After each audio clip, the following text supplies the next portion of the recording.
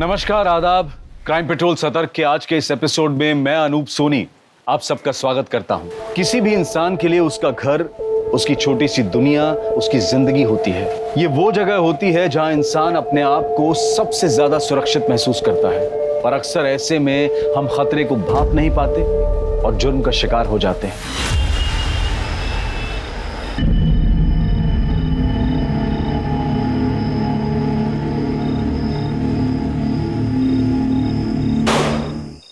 Happy birthday to you. Happy birthday to you.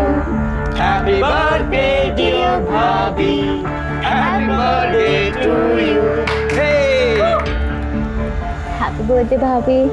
शीतल, हमारी शादी के बाद ये तुम्हारा पहला बर्थडे है, तो ये खास तुम्हारे लिए मेरी तरफ से।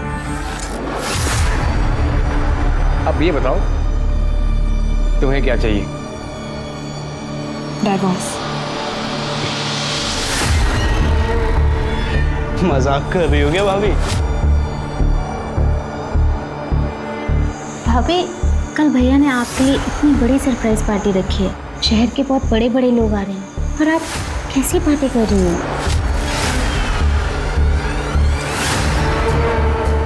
मुझे डाइवोर्स चाहिए, मतलब चाहिए। और अगर ऐसा नहीं हुआ तो आप सब जानते हैं कि मैं क्या कर सकती हूँ।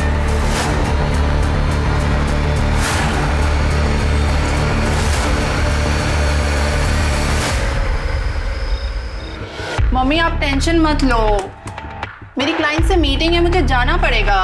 और पापा की तरह कोई गवर्नमेंट जॉब तो है नहीं कि 9 से 6 की नौकरी करो और फिर आराम। अरे बेटा, रात के 8 बजे हैं, मीटिंग तो कल भी हो सकती है ना। मम्मी आप समझते नहीं हो, सक्सेसफुल होने के लिए ना थोड़ी एक्स्ट्रा मेहनत करनी पड़ती है। अच्छा अब मैं जा रही हूँ, मैं आपको ना आने के बाद कॉल करती हूँ। बाय। ठीक है बेटा, अपना ध्यान रखना। हाँ,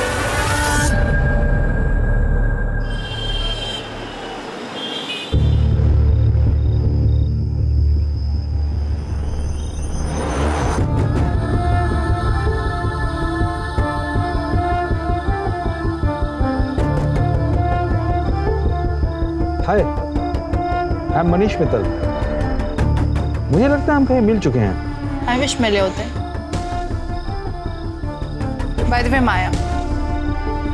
nice to meet you.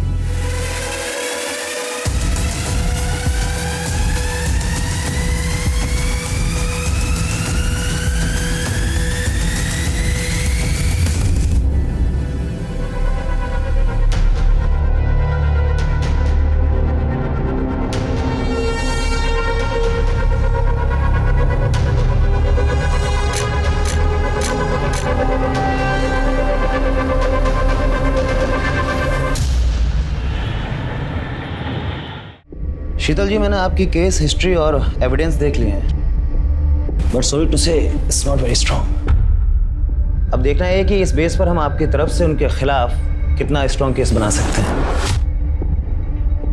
Vijay ji, मैं जानती हूँ इतना सब काफ़ी नहीं है, पर मुझे किसी भी हालात में डिवोर्स चाहिए। मैं बस उस कैद से छुटकारा चाहती हूँ, प्लीज़। ओके, कुछ करते हैं।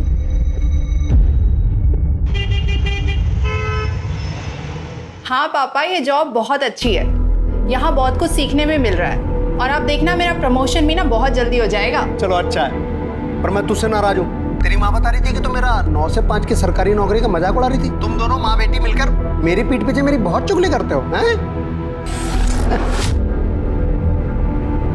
मैं आप दोनों को बहुत मिस कर रही हूँ। अच्छा मम्मी, वो मैंने पैसे भिजवाए थे, आपने चेक किए ना? हाँ, मिल गए। बस इसी तरह तरक्की करती रहे और तेरा काम अच्छे से चलता रहे। जैसी टाइम मिले मिलने आ जाना। हाँ, बहुत जल्दी आऊंगी।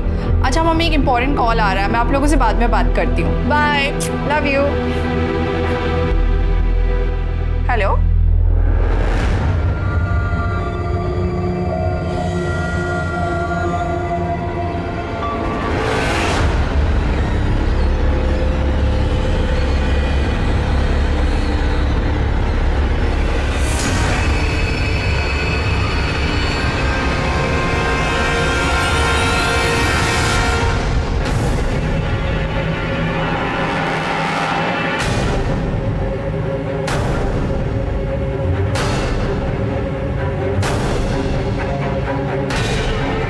रघु,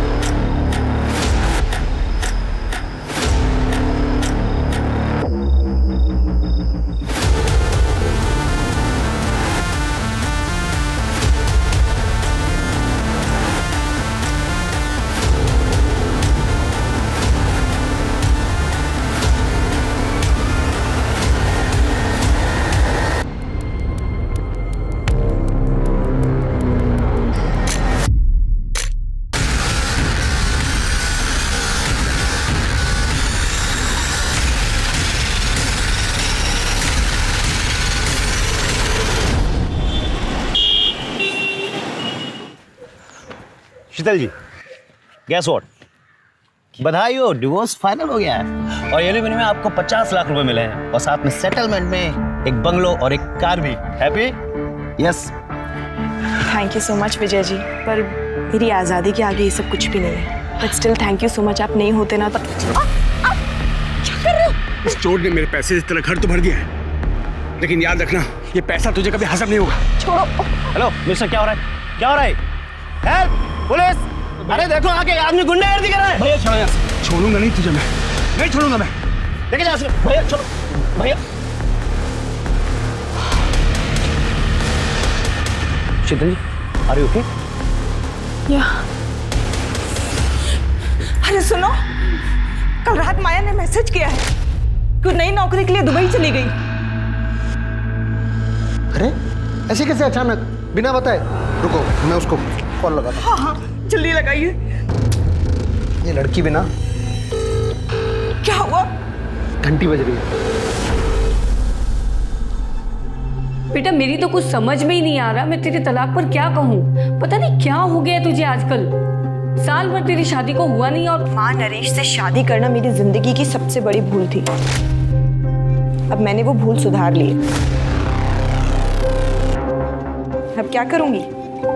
अब सबसे पहले अपनी आजाद जिंदगी जीऊंगी, उसके बाद एक अच्छी सी नौकरी ढूंढूंगी। माँ, मैंने बहुत सारी जगह ना रेज्यूमेज दे दिए अपने। बेटा वो बहुत बड़े लोग हैं, संभल कर रहना। माँ, तुम बेकार में चिंता कर रही हो, कुछ नहीं होगा मुझे। अब देखना, अब मेरी लाइफ बिल्कुल सेट है। हाँ माँ, मैं कोशिश करूंगी जल्द से जल्द टिकट्स मिल जाए। तुम बस अपना सारा का सारा सामान पैक रखना। Okay bye.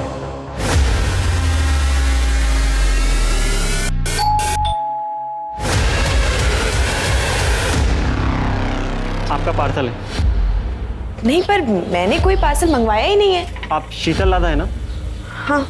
तो फिर आपका ये पकड़िए इसको। अरे पर मैंने कोई पार्सल मंगाया ही नहीं है, तो मैं कैसे लूँ इसे? मेरे पास इतना टाइम नहीं है, पकड़िए इसको। अजीब जबरदस्ती है, नहीं मंगाया मैंने।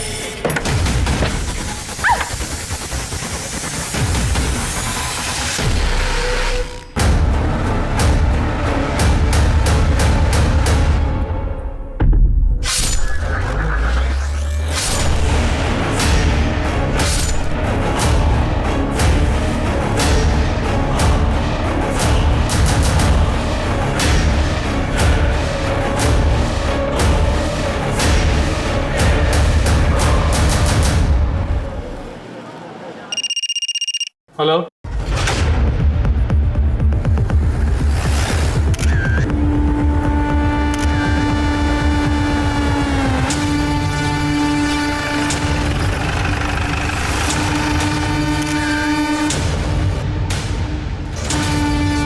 सर पेट में चाकू से 3 बार वार किया गया।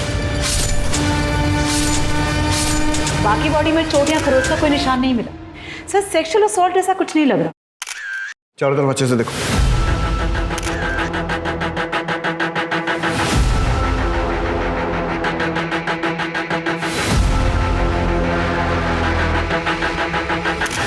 ऐसा करो, घर के कोने कोने में, दरवाजे पर, डोर पर, सब जगह से फिंगरप्रिंट लो और आस पड़ोस में पूछताछ करो।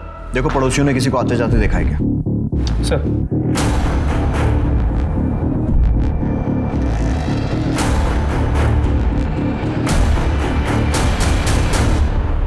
सर ठीक है। सर आप पड़ोस में एक औरत ने बताया कि मर्डर का पता चले कि कुछ टाइम पहले उसने एक कुरियर वाले को यहाँ आते हुए देखा। शक्ल देखी उसने?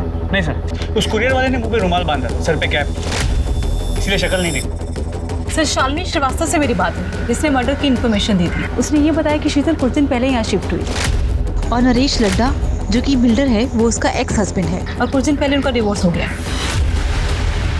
ठीक है, बॉडी पोस्टमार्टम के लिए भेजो। सर हम नरेश से मिलकर आते हैं।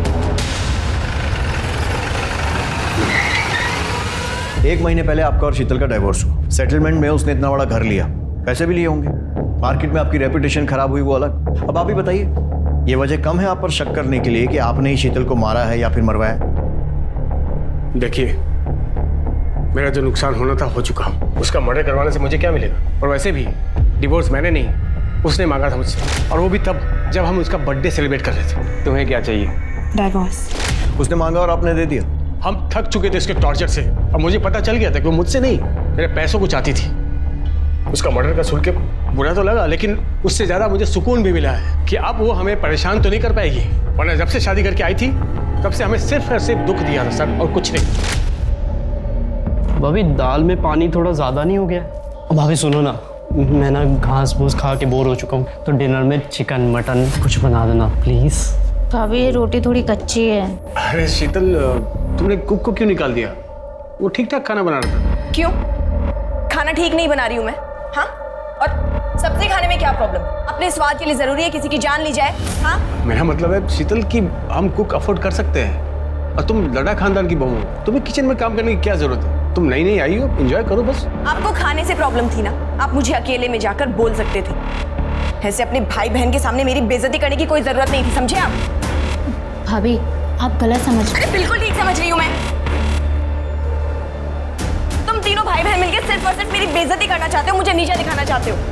नहीं खाना नहीं खाना ना, लो फेंक दो इस खाने को, मत खाओ। हमें लगा कि समय के साथ वो समझ जाएगी। हमने उन्हें कभी फील नहीं होने दिया कि वो हमारे स्टेटस की नहीं है। बहुत प्यार से रखते थे, पर वो बदतमीजी करते थे, और एक दिन तो उन्होंने हद ही कर दी। भाभी मैं आपको बताती हूँ, ये ना ये वाली साड़ी पे ये वाला ब्लाउज पहनो, बहुत अच्छा लगेगा, सूट करेगा आप पे।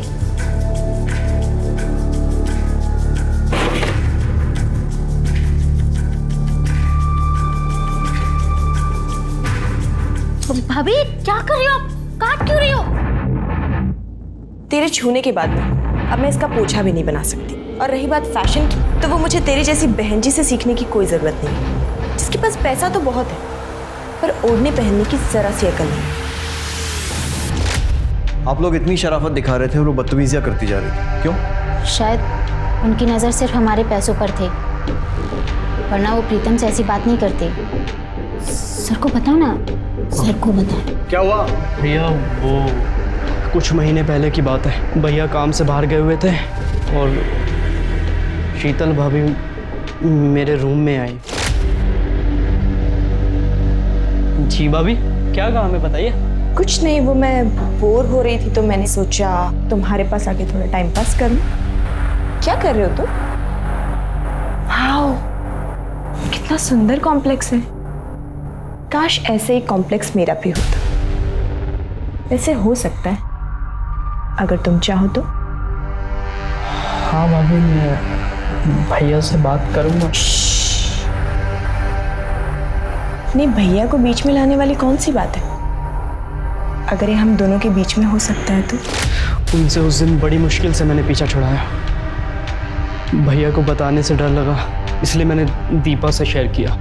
वो ये सब चाल चला करती थी। सुना आपने कितनी घटिया औरत थी। एक तो मैं इस बात से निकल नहीं पाया कि उसने मेरे साथ क्या किया है, क्यों किया, और आप मुझ पर उसके मर्डर का इल्जाम लगा रहे हैं। प्लीज सर, मैं हाथ जोड़कर आपसे विनती करता हूँ सर, हमें परेशान मत कीजिए।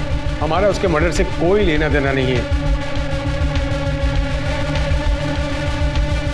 सर अगर ये लद्दा फैमिली सच कह रही तो शीतल बहुत ही मक्कार और धोखेबाज हो रहा है। मिश्रा, कितने लोगों को जानते हो जो सामने से अपनी गलती माने? वैसे भी ये स्टोरी की एक ही साइड है, शीतल की साइड तो हमने सुनी नहीं है जो उसकी माँ हमें बताई। शीतल बहुत अच्छी लड़की थी और ये शादी भी उसने अपनी मर्जी से की थी। सब कुछ ठीक चल रहा था। मेरी समझ में आज तक ये बात नहीं आई कि उसने डिवोर्स क्यों ले लिया, क्यों ले लिया मतलब? उसने आपको नहीं बताया था? कहाँ बताया, कहाँ मिली वो मुझसे। हमेशा फोन पर ही बात होती थी और जब भी मैं उससे पूछती तो वो यही कहती थी कि वो जो कर रही है सब ठीक है, मिलूंगी तब बताऊंगी, लेकिन उसकी नौबत ही नहीं आई। उससे पहले वो मुझे छोड़कर चली गई। ठीक है, फिलहाल के लिए आप जा सकती हैं, जरूरत पड़ी तो आपसे फिर कांटेक्ट करेंगे। ठीक है सर।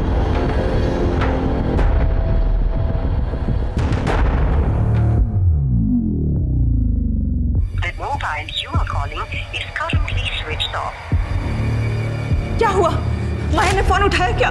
अरे फोन तो तब उठाएगी जब वो नंबर लगेगा, उसका तो फोन ही स्विच ऑफ आ रहा है। क्या हो गया इस लड़की को? 5 दिन हो गए, दुबई से सिर्फ फोटो भेज रही है, यानी कि कम से कम एक कॉल तो कर ले। अरे ये भी तो हो सकता है कि इंडिया का नंबर वहाँ काम ना कर रहा हो और वहाँ का नंबर लेने में टाइम लग रहा हो। एक बार और कोशिश करो।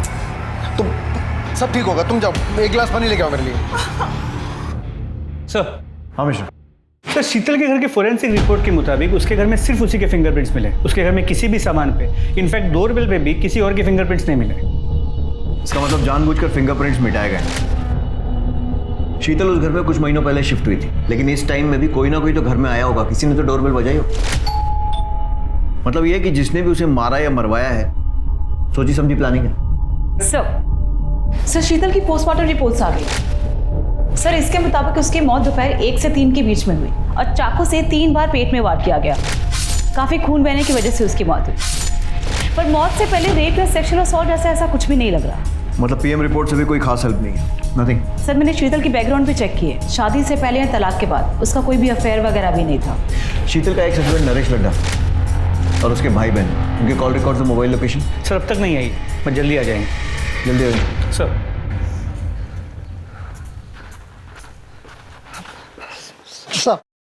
साहब हमारा नाम वीरेंद्र शर्मा है, हमारी पत्नी उर्मिला शर्मा सर। सर हम मेरठ से आए सर। सर हमारी बेटी माया शर्मा यहाँ दिल्ली में इस एरिया में रहती है सर। वो पिछले 1 हफ्ते से मिसिंग है सर, और अब तो फोन भी उसका ऑफ आ रहा है सर। घबराइए मत। सिंह सर, इनकी कंप्लेंट लिखो, लड़की की पूरी डिटेल्स लो और ऐसा ही राणा से बोलना जैसी आए तो फॉलो अप करेंगे। Okay sir. मेरी बेटी को ढूंढ दीजिए। आप फिक्र मत कीजिए, आप अपनी कंप्लेंट लिखवाइए, हम जल्द से जल्द उसे ढूंढने की कोशिश करें। सर, ये नरेश और उसके भाई बहन तीनों बहुत कमीने हैं, और मैं बात दावे से कह सकता हूँ कि शीतल के मर्डर में इन्हीं तीनों का हाथ है। क्योंकि सर, जिस दिन हम लोग केस जीते थे और नरेश को शीतल को घर, गाड़ी, बंगला सब देना पड़ा था, उस दिन नरेश ने शीतल को मेरे सामने ही धमकी दी। ये पैसा तुझे कभी हजम नहीं होगा, छोड़ूंगा नहीं तुझे, मैं नहीं छोड़ूंगा मैं। लेकिन नरेश का तो कहना है कि डिवोर्स उसने नहीं बल्कि शीतल ने मांगा था। हाँ सर, मांगा था, क्योंकि इन तीनों भाई बहन ने मिलकर शीतल का जीना हराम कर रखा था। सर, उसे इतना मजबूर कर दिया, क्या करती बेचारी वो। वकील हूँ सर, फैमिली कोर्ट में पति पत्नी के झगड़े सुनते आ रहा हूँ, मगर शीतल के केस को सुनकर मेरी भी रूह कांप गई थी। शादी होते ही नरेश ने सभी नौकरों को काम से निकाल दिया। इतने बड़े घर का झाड़ू पोछा, साफ सफाई, खाना बनाना सब अकेली मैं ही करती थी, पर इतना भी काफी नहीं है उसके लिए। रोज मुझे परेशान करने के नए नए तरीके निकाल लेता है। और फिर एक दिन, ये क्या है? दाल है या पानी है? ये एक तो रोज रोज ये घास फूस खा के ना बोर हो चुका हूँ। अरे कुछ और नहीं बना सकते क्या? चिकन मटन कुछ? भाभी ये रोटी भी कच्ची है। मायके से तुम कुछ सीख के नहीं आई हो क्या? माँ ने कुछ सिखाया नहीं तुम्हें? क्यों मैं खाना ठीक नहीं बना रही हूँ क्या? ये बनाया तुमने खाना? हाँ? और सब्जी खाने में क्या प्रॉब्लम है? जरूरी है अपने स्वाद के लिए किसी की जान ली जाए? आपको मेरे हाथ का खाना अच्छा नहीं लग रहा था तो आप मुझे अकेले में बोल देते। इसे अपने भाई बहन के सामने मेरी बेइज्जती करने की क्या जरूरत थी? क्या बकवास कर रही हो? क्या मतलब भाई बहन? मैं सही तो बोल रही हूँ। आप तीनों भाई बहन जब देखो मुझे नीचा दिखाने की कोशिश करते हो, मेरी बेइज्जती करते रहते हो। चुप कर, आइंदा जबान लड़ाई ना, जबान खींच लूंगा मैं। निकल।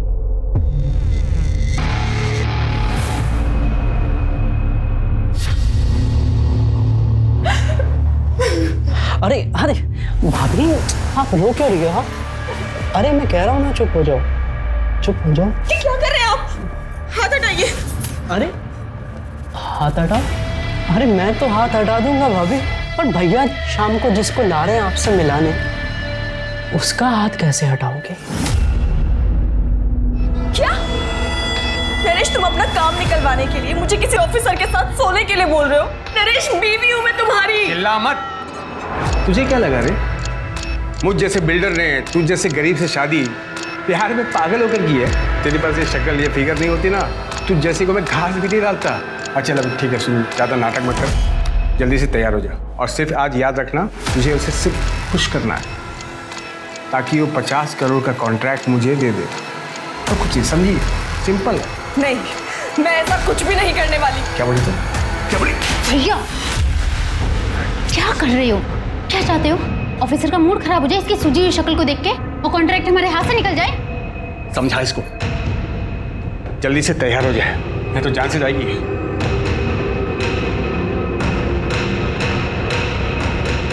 भाभी आप तैयार हो जाओ please.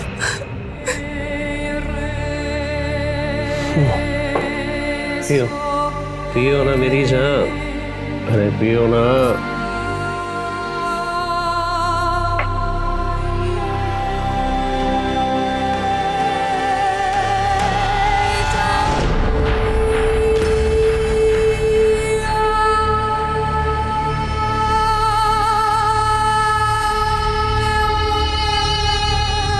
Yes, I hope you enjoyed the evening.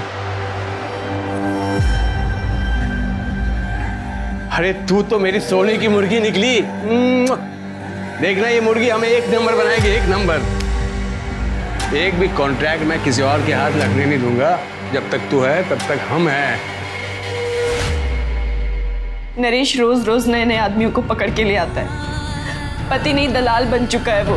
मैंने समझाने की कितनी कोशिश की पर सुनने को तैयार ही नहीं। फिर मैंने सोचा कि अगर हमें बच्चा हो जाए तो शायद वो बदल जाए।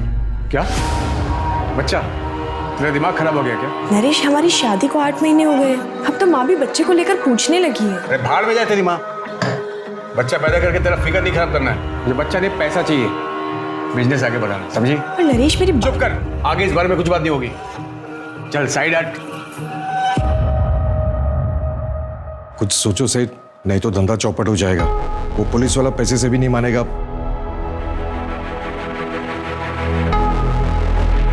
ठीक है, मैं कुछ करता हूँ। सुन, एक पुलिस वाले ने नाक पे दम कर रखा है, तुझे उसे खुश करना होगा। मैं ये सब और नहीं करूंगी, और अगर तुमने मेरे साथ जबरदस्ती करने की कोशिश की तो मैं पुलिस के पास चली जाऊंगी। क्या बोली? इतनी जल्दी क्या है? तुझे शाम को पुलिस वाले के पास ही भेज रहा हूं मैं। आराम से उसे बोल देना, लेकिन याद रखना तेरी माँ का क्या होगा।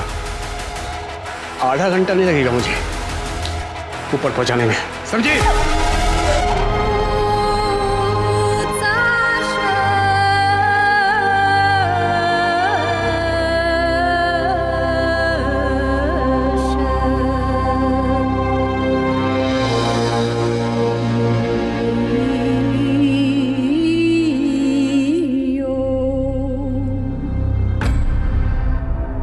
आप प्लीज मुझे जाने दीजिए। मैं ये सब अपनी मर्जी से नहीं करती हूँ। मेरा पति जबरदस्ती मुझसे करवाता है अपने बिजनेस के चक्कर में। आप पुलिस वाले हो ना, आप मेरी मजबूरी समझिए और प्लीज मेरी मदद कीजिए। अरे ड्यूटी पे भी जाना है, चल बिस्तर पे चल। नरेश साला कमीना है, लड़की का पैसा बचा लिया। चल। एक मिनट, मैं बस वॉशरूम जाकर आऊं प्लीज। अरे यार मूड खराब कर दिया, जल्दी जा और जल्दी आना।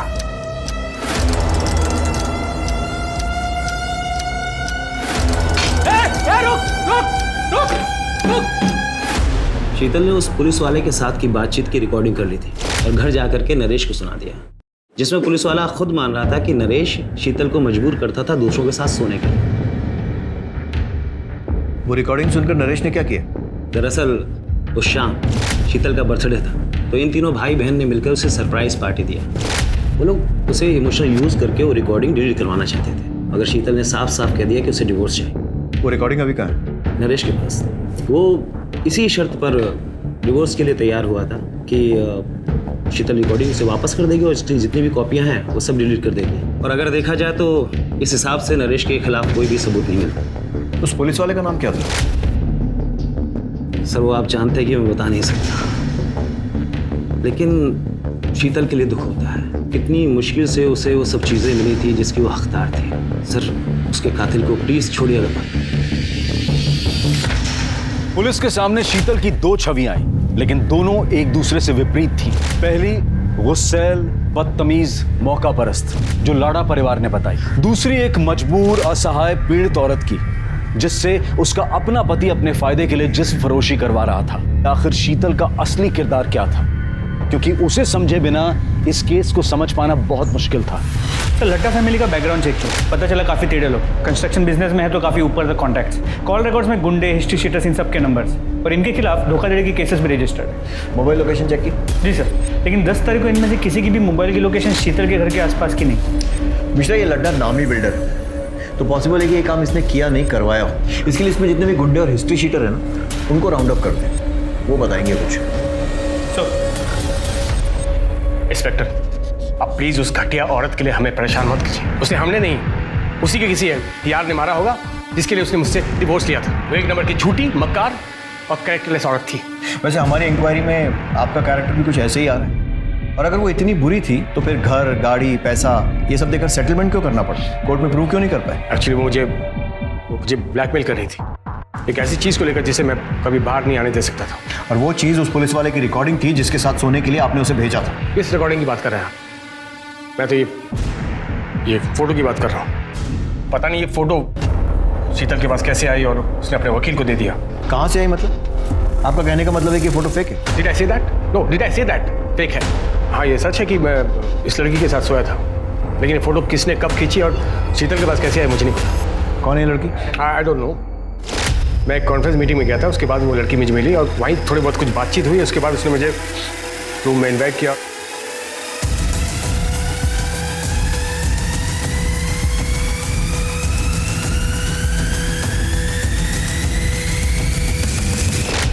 इस लड़की का कोई कांटेक्ट या एड्रेस? नो।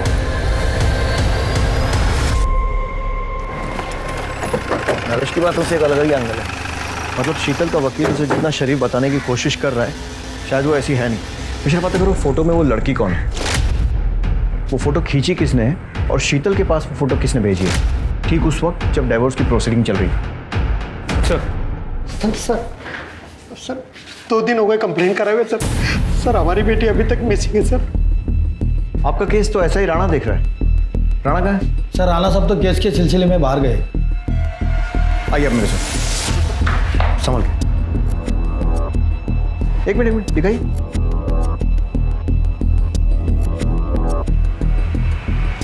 ये कौन है? यही तो हमारी बेटी माया शर्मा।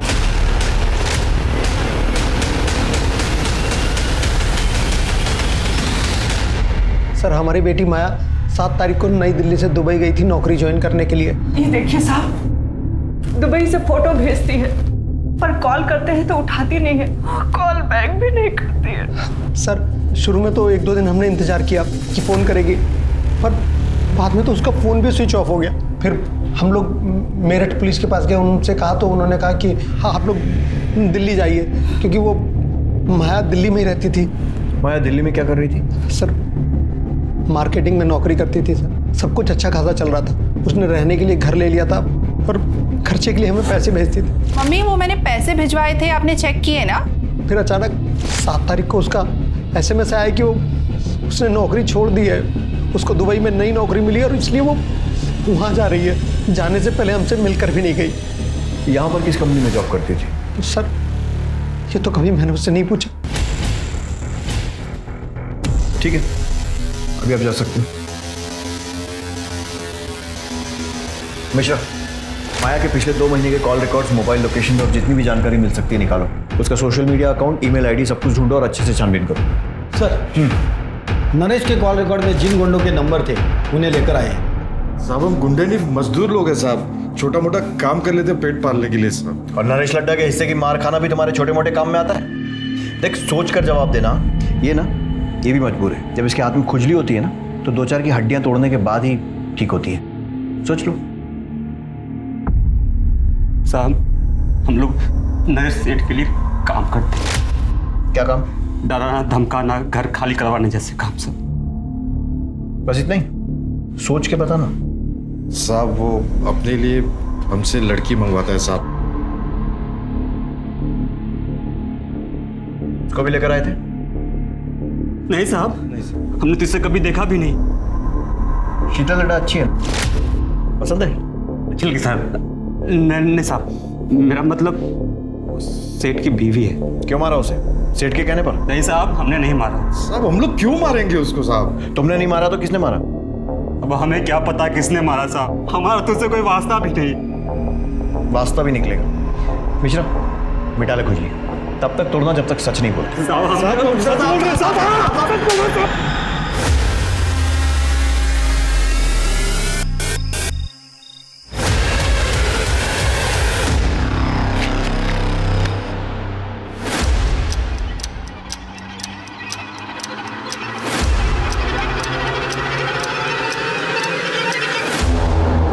सर, माया ने 7 तारीख को दोपहर 2 बजे की दुबई जाने की फ्लाइट की टिकट निकाली थी और 7 तारीख की सुबह 10 बजे उसने ऑनलाइन चेक इन भी किया। मतलब वो सही में दुबई जा रही है? देख के तो ऐसा ही लगा, लेकिन ना वो एयरपोर्ट गई ना उसने फ्लाइट ली।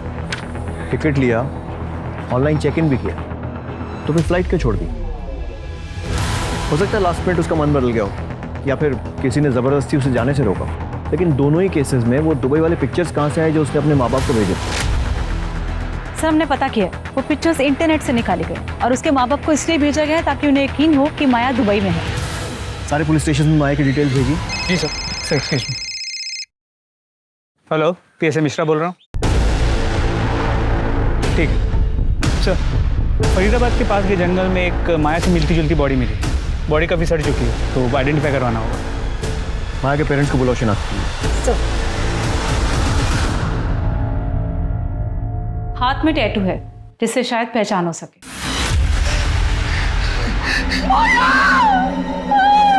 मेरे बच्चे। मम्मी देखो मैंने टैटू बनाया है।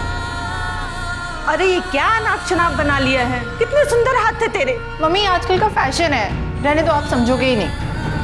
कहाँ समझ पाएगी तू, ऐसे हमें छोड़कर चली जाएगी।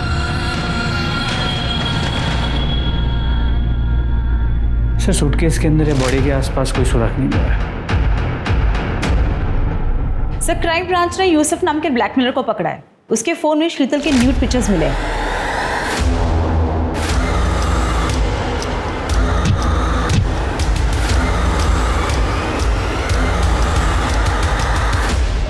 सर ये फोटो मुझे प्रतिम ने सेंड किया था सर। प्रतिम लड्डा? जी सर। क्यों भेजा था? सर वो मैं online sex chat video racket चलाता हूँ सर, वहाँ मेरी एक लड़की को ये प्रतिम मिला था सर। सर जब हमने इसकी इंक्वायरी निकाली तो पता चला ये बहुत बड़ा आसामी सर, तो हमने इसे अपने जाल में फंसाया सर और इसको हमने ब्लैकमेल करना शुरू किया सर। फिर सर ये हमारा ATM बन गया था सर। सर मैं यूसुफ को रेगुलरली पैसे दे रहा था, एक बार पैसे नहीं दे पाया तो उसने बोला कि घर में किसी फीमेल की न्यूड पिक्चर सेंड करना, तो इसलिए मैंने एक बार शीतल भाभी की फ़ोटो खींची चुपके से। वो गमछा मैं जानबूझकर अपने साथ ले गया। मुझे लगा अगर भाभी ने मुझे देख लिया तो उनको लगे कि रघु था। एक ही फोटो भेजी थी और भी भेजी थी? सर एक और भेजी थी। अब जो पूछ रहा हूं ना उसका बिना पीटे सच सच जवाब देना। नरेश अपने बिजनेस के लिए और कॉन्ट्रैक्ट के लिए शीतल को दूसरे मर्दों के साथ सोने के लिए मजबूर करता था? शीतल भाभी अच्छी बहू थी, पर नरेश भाई ने कभी उनकी कदर नहीं करी। अपने फायदे के लिए उन्हें कितने लोगों के साथ सोने के लिए मजबूर करते थे। हमें पता था सर ये गलत है, पर उनकी हाँ में हाँ मिलानी पड़ती थी क्योंकि हम उन पे फाइनेंशियली डिपेंडेंट थे। मिश्रा, शीतल जैसी सीधी सादी लड़की बेचारी इस नरेश लड्डा जैसे घटिया आदमी के चंगुल में फंस गई और वो कमीना बेबी खुला घूम रहा है। इसके ऊपर प्रोस्टिट्यूशन का केस बनाओ। इस नरेश लड्डा को इसके किए की सजा मिलनी चाहिए। जी सर। शीतल की केस में तो हम आगे बढ़ रहे हैं, प्रोग्रेस भी हो रही है, लेकिन माया के केस में ना तो कोई ढंग का सस्पेक्ट मिल रहा है और ना ही कोई मोटिव मिल रहा है। सर क्या ये हो सकता है कि ये दोनों केसेस कनेक्टेड हो? सकता है। सर माया का फोन 9 तारीख को स्विच ऑफ हुआ। माया के कॉल रिकॉर्ड्स में 2 नंबर में, एक किसी अनिल नाम की फोटोग्राफर का है जिसकी पुरानी दिल्ली में फोटो स्टूडियो, और दूसरा नंबर फेक आईडी पे लिया गया जिसके साथ माया की अक्सर लंबी बातें हुआ करती। और सर वो नंबर 9 तारीख से स्विच ऑफ, अब तक ऑन नहीं हुआ है। सर माया ने अपने कार्ड से 6 मार्च को एरोसिटी में एक होटल भी बुक किया था, और सर उसने अपने लैंडलॉर्ड को पूरे रेंट के पैसे देके वो रूम छोड़ दिया था, पर उसके लैंडलॉर्ड को उसके दुबई जाने की बात बिल्कुल पता नहीं थी। मतलब उसने दुबई का टिकट बुक कराया था, अपना रूम छोड़ा था, लेकिन शायद वो दुबई गई नहीं। जी सर। सबसे पहले तो इस फोटोग्राफर को पता करते हैं माया और इसका क्या कनेक्शन, और दूसरा ये फेक नंबर, उसकी जो भी इंफॉर्मेशन मिल सकती है, कहाँ से इशू हुआ, प्रीपेड है, पोस्टपेड है, सब कुछ पता करो सर। आखिरकार माया की पोस्टमार्टम रिपोर्ट से पता चला कि माया को नींद की दवा दी गई थी और मौत गला दबाने की वजह से 7 तारीख की दोपहर को लगभग 12 से 3 के बीच हुई। जिस दिन माया दुबई जाने वाली थी, क्या कोई ऐसा था जो उसे दुबई नहीं जाने देना चाहता था, या कोई ऐसा जिसके राज माया के पास थे? बताता हूँ सर। नरेश और माया की फोटो मैंने माया के कहने पे खींची थी, और भी बहुत सारे लोगों के साथ उनकी फोटो मैंने खींची थी। जिसके साथ जैसी भी तस्वीरें खींची है ना, सब पुलिस स्टेशन में जमा कर। एक बात बता, ये काम माया खुद करती थी या किसी के कहने पर? खुद ही करती थी साहब, खुद ही कॉल करती थी, खुद ही सारी डीलिंग करती थी। और पेमेंट? पेमेंट कैश में होती थी, वो खुद ही करती थी, और कभी कभार महेश नाम का आदमी आता था, वो पेमेंट करने के बाद माया से मेरी बात करा देता था। माया के कॉल रिकॉर्ड्स में इस महेश को ढूंढो।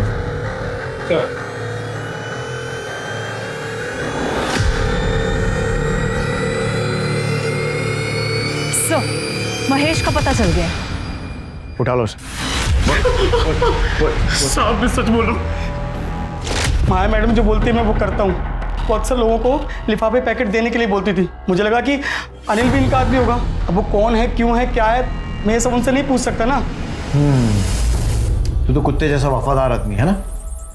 देख, माया का मर्डर हो गया है, अभी अगर मुंह नहीं खोलेगा ना तो लंबा अंदर जाएगा तू। तेरे फोन रिकॉर्ड्स, कॉल लोकेशन सब निकाल लिए हमने, जिससे क्लियर है कि 6 तारीख को तू माया के होटल गया था, और बाद में भी होटल के आसपास ही था, और अगले दिन होटल से एयरपोर्ट की तरफ भी गया था जब माया दुबई जाने के लिए एयरपोर्ट निकली थी। साहब मुझे क्यों फंसा रहे हो? मैं तो जो साहब बोलते थे वो करता था। तो मैं भी तो वही पूछ रहा हूँ ना, क्या किया तूने? 6 मार्च की शाम को माया मैडम को होटल पर ड्रॉप किया था। तो जब माया को ड्रॉप किया था वो अकेली थी? हाँ सर। उसके साथ कोई सामान वगैरह था? नहीं साहब, खाली हाथ में पर्स था बस। फिर मैंने शाम को साहब को होटल ड्रॉप किया और गाड़ी वहीं छोड़ के अपने एक दोस्त के पास रहने चला गया।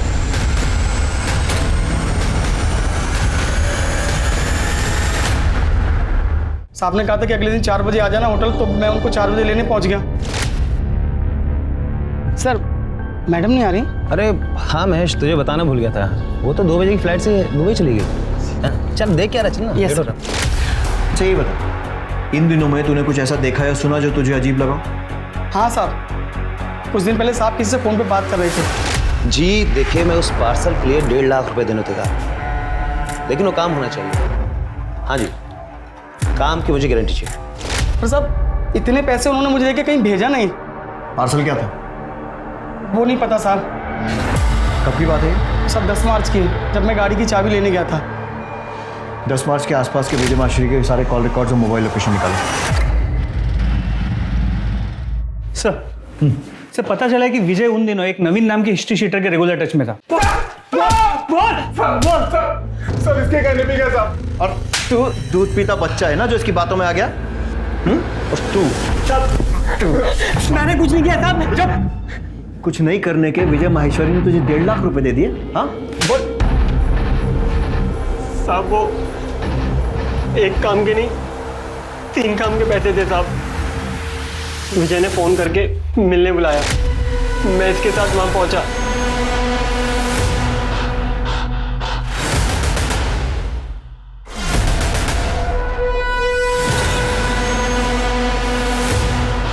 मर गई क्या? नींद की दवा देकर बेहोश किया, मारने का काम तेरा।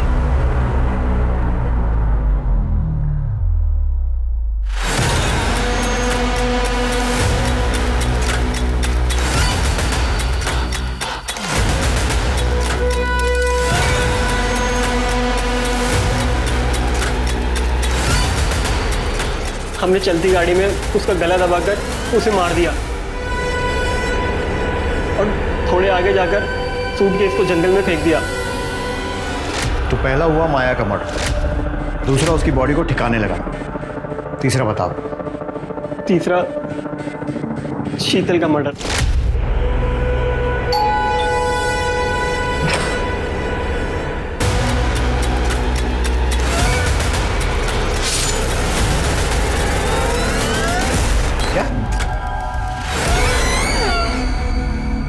तो कैसी लगी मेरी प्लानिंग? मोटिव समझ नहीं आया, क्यों किया? माया से पीछे छुड़ाने के लिए।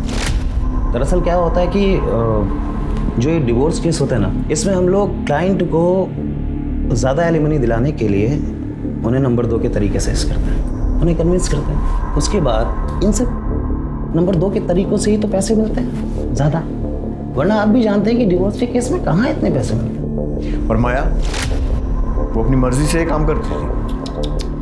अरे नहीं साहब, इतनी आसानी से कौन तैयार होता है। बोला मैंने कि ये सब करने में परेशानी क्या है, किसी के साथ सोना थोड़ी। उसको ब्रेन वॉश किया, समझाया उसको, तब जाके मानी। और हाँ, शादी की झांसा भी दी। लेकिन उसके बाद एक दिन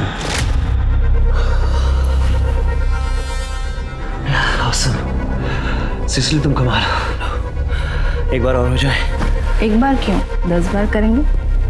रियली? लेकिन उससे पहले तुम्हें मुझे अपनी फर्म में पार्टनर बनाना होगा, अपनी बीवी को डिवोर्स देना होगा और मुझसे शादी करनी होगी। ये क्या बकवास कर रही थी? तो मुझे देखकर या सुनकर लग रहा है कि मैं बकवास कर रही हूँ। शुरू में मुझे लगा कि भूल जाएगी, मगर नहीं साहब, वो तो पीछे पड़ के रह गई। फिर मुझे लगा कि इसका कुछ ना कुछ तो इलाज करना पड़ेगा। तभी सडनली मुझे शीतल के केस से एक आइडिया मिला और मैंने डबल गेम खेला। मैंने माया को नरेश के पास ये कह के भेजा कि इस केस से ना हमें बहुत पैसे मिलने वाले हैं, और इतने पैसे कि हम उस पैसे से अपनी नई जिंदगी शुरू कर सकते। और उसके बाद मैंने अनिल से माया और नरेश की फोटो खिंचवा ली, और उन फोटो से मैंने शीतल को घर, पैसा, गाड़ी सब दिलवाया। इतना तो मैंने भी एक्सपेक्ट नहीं किया था, तो मैंने भी अपनी फीस बढ़ा दी, जिसकी वजह से मेरे और शीतल में झगड़ा हुआ और उसने मुझे पुलिस की धमकी तक दे डाली। फैमिली कोर्ट में नरेश ने शीतल को सबके सामने धमकी दी थी कि वो उसे छोड़ेगा। इसी बात का मैंने फ़ायदा उठाया और एक साथ दोनों को ख़त्म करने का प्लान किया, ताकि दोनों केस में नरेश का नाम आए और वो फंस जाए। तो मैंने माया की 7 तारीख की दुबई की फ़्लाइट बुक की, उसका ऑनलाइन बोर्डिंग पास निकाला, ताकि आप लोग जब छानबीन करें तो आप लोगों को माया के दुबई जाने वाली बात सच लगे। अगले दिन होटल से निकलते वक्त मैंने उसकी कॉफ़ी के कप में नींद की गोलियाँ डाल दी।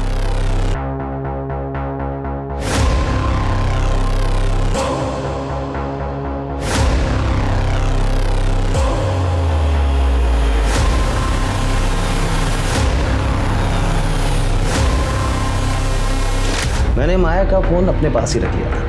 एक रात पहले ही उसके घर वालों को मैंने मैसेज कर दिया कि मैं दुबई जा रही हूँ नौकरी के सिलसिले में, और 2 दिन तक दुबई की फ़ोटो भेजता रहा। उसके 2 दिन बाद मैंने उसके फ़ोन को तोड़ के फेंक दिया। माया और शीतल के मर्डर केस में चार्जशीट फाइल करो, और ध्यान रहे कि फांसी नहीं तो कम से कम उम्र कैद तो होनी चाहिए। इंस्पेक्टर, आप भूल रहे हैं कि मैं एक वकील हूँ, मैं कोई ना कोई दंड फंद लगा करके बाहर निकल जाऊंगा। ये केस इंसान की हैवानियत का एक जीता जागता उदाहरण है। शीतल एक सीधी सादी जिंदगी चाहती थी, जबकि नरेश, विजय और माया ने पैसे के लालच में गलत रास्ता चुना। अब मैं अनूप सोनी आपसे विदा लेता हूं, फिर मुलाकात होगी क्राइम पेट्रोल सतर्क में एक और नए केस के साथ। तब तक अपना और अपने परिवार का ख्याल रखें, सतर्क रहें, सुरक्षित रहें और देखते रहें क्राइम पेट्रोल सतर्क।